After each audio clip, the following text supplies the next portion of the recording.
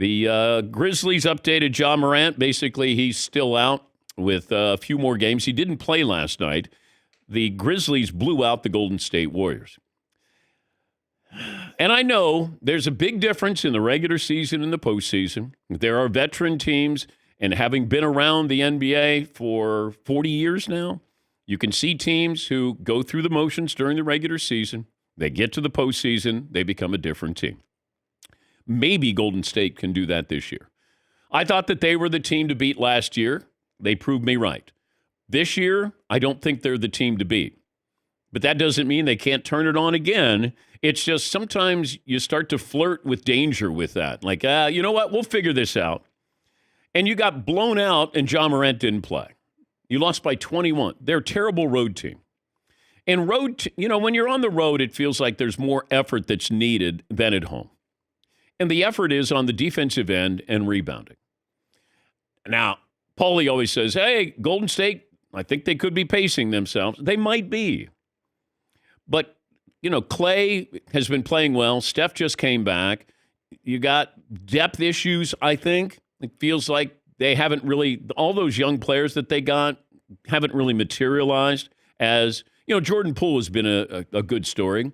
You got Wiggins. I mean, you do have some players there.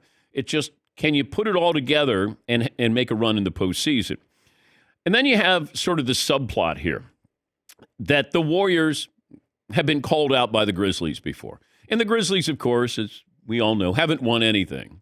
But you get the feeling by how they talk, they're the Warriors, and the Warriors are the Grizzlies. But Memphis doesn't care that they haven't won anything. Sometimes you're just young and dumb, and you just go, I don't care. Hey, we won the Summer League one year. Well, Dillon Brooks and Draymond Green don't like each other. And there's a little WWE in here, but I'm fine with it. Like, I'm okay. It's March. Give me something. Durant's hurt. Morant's out. LeBron's hurt. Give me something here. Well, the Grizzlies' Dillon Brooks has been singled out by Draymond Green. Draymond Green has his own podcast, and he had this to say about Dillon Brooks to the Grizzlies. If you ever wondered why the Memphis Grizzlies is not ready to compete for a championship, look no further than this idiot right here. They're actually depending on this guy to help them win a championship. And he says his game is cool. Quite frankly, that just shows how little you know about basketball. And yet, you running around talking about a dynasty? The dynasty starts after you, not with you. Well, Dillon Brooks, after the game last night, was interviewed post-game on TNT with Jared Greenberg asking the question. What was the message that you had to Draymond? That's what I do. I talk. And, I told him, I told him that, keep that mic. He's better at the mic than hooping. You know what I'm saying? So keep doing this podcast, keep blogging, keep doing this thing off the court. It's cute. It's fun for him. That was an impressive showing tonight. Hey, thank you. Appreciate it. You should give the mic to Draymond. Make him talk about me. What was that? Make him keep talking about me so I can play better. All right, guys. Oh, my goodness. All right. Dillon Brooks talking about Draymond Green. Well, Draymond Green was then asked after the game at his post-game press conference, and it started with this question. Draymond, obviously, this, I guess, called a rivalry now has obviously been heated on both sides. It's not called a rivalry. What's that now? This is a rivalry? You want to call it that or not? I mean, if you want to call it that, but I would disagree. All right. Well, whatever you want to call it, I guess. It's a basketball game. No worries. Obviously, Dillon, you have some things to say on your podcast. Dillon has some things to say to you guys on the court tonight. Just, I guess, when two teams get that competitive like that, how much for you guys does that still fire you guys up a little bit, or is it just kind of you're used to it at this point? No, it's expected. Team's been getting up for us for years, and talk like they can beat you and then not, that doesn't create a rivalry. Rivalries are created by you win, I win.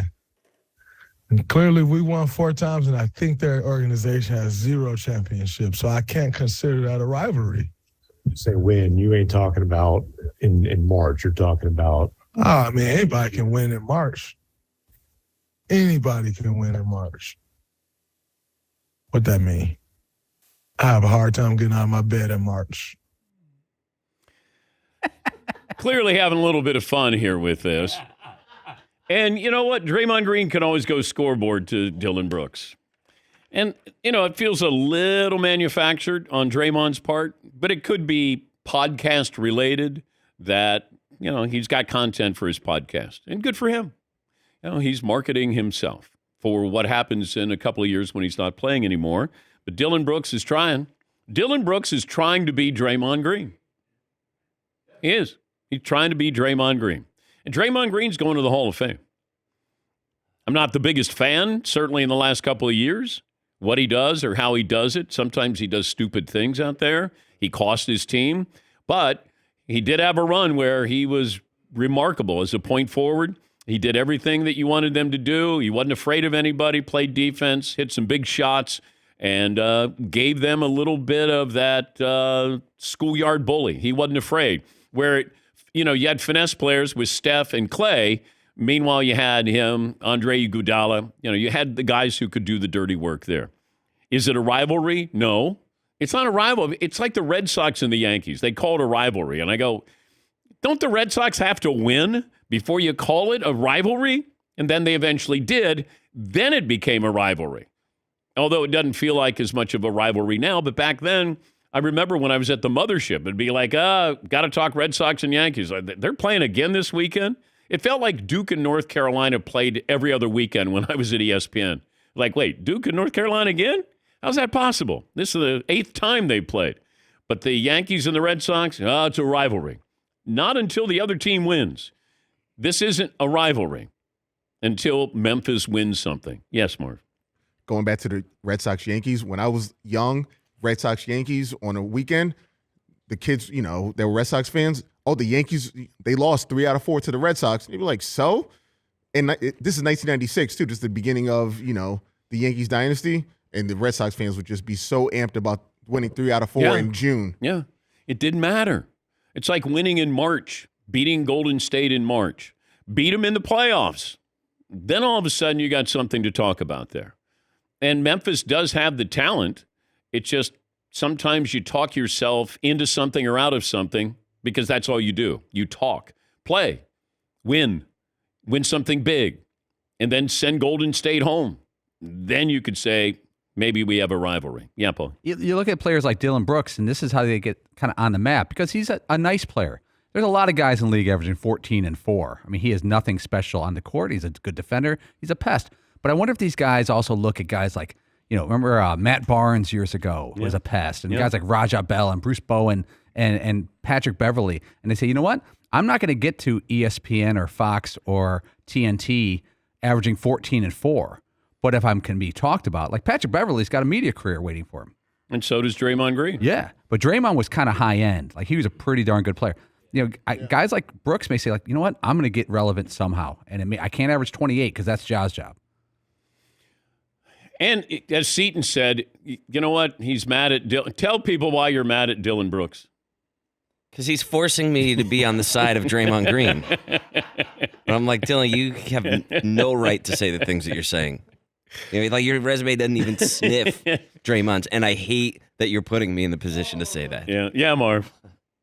I'm with Seton too. I know. Because the thing is, this started because Dillon Brooks said, I just don't like Golden State. I don't like anything to do with them. Draymond talks a lot. He gets away with a lot too. His game is cool, but if you put him anywhere else, no one's going to know who Draymond is. That's how it started.